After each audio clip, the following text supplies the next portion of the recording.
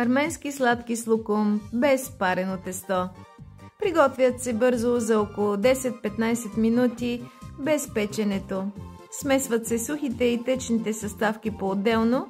300 грама брашно, 5 грама бак пулвер, 1-2 пакета ванилена захар или ванилия, щипка сол, 120 мл олио, 120 мл вода или бяло вино.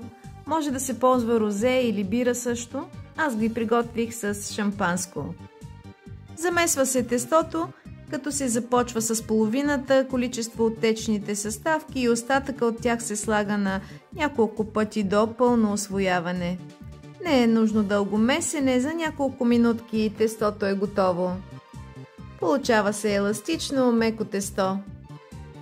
За пълнеж аз сложих домашен лукум, за който ще ви оставя рецептата в текста към поста. Може да се сложат и орехови ядки. Печенето на 170 градуса за около 20-25 минути според фурната до лек загар. Овалях в пудра захар, още топли. След като изтинат, могат също да се напудрят отново. За още идеи за готвене може да разгледате плейлистите на акаунта. Хубав ден!